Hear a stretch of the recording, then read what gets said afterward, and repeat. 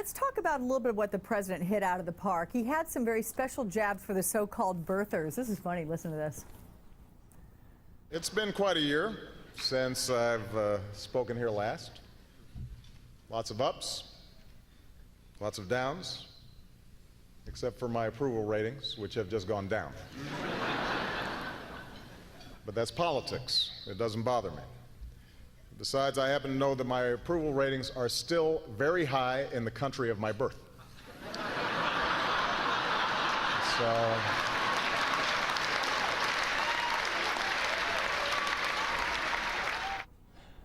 you know, I have to laugh when I see, I'm sorry, I have to laugh when I see some of these jokes because, you know, the guest list included Kim Kardashian and Jessica Simpson, and I have to wonder if some of the time they just pretended to laugh and then asked somebody what he was talking about. Oh, come on, that's oh, come on. so There's a lot harsh. of inside politics in these, so when you're talking about John Boehner or Michael Steele, you know, did the Jonas Brothers, did that really resonate with the Jonas Brothers, who probably got sleepy at around 9:30?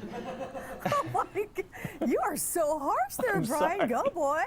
So what about Jay Leno? I mean, he was on hand, and usually when he makes fun of the president isn't sitting right next to him. I mean, check this out. Yeah. You know, I have the privilege of meeting President Obama a number of times, and always surprises me to hear critics describe the president as cold and aloof. I have never found him that way. He loves to socialize, healthcare, car companies, things of that nature.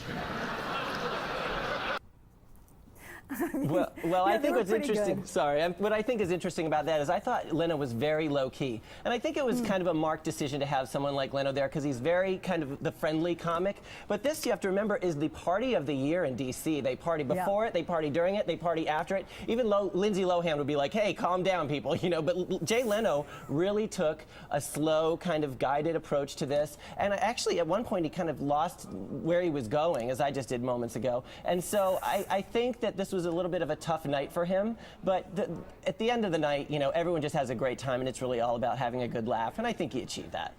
Yeah, and you know what? It's really all about the president. Let's face it. Yeah. I mean, the comedian is there, but we're calling the president the comedian in chief for a point, you know, this morning. I mean, he really was terrific.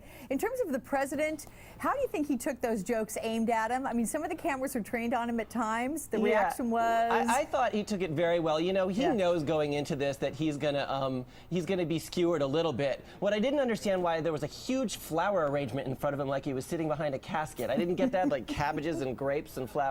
But I think, you know going in there that you're going to get a healthy ribbing, and I think Jay Leno was very polite. I think he was pretty good about it.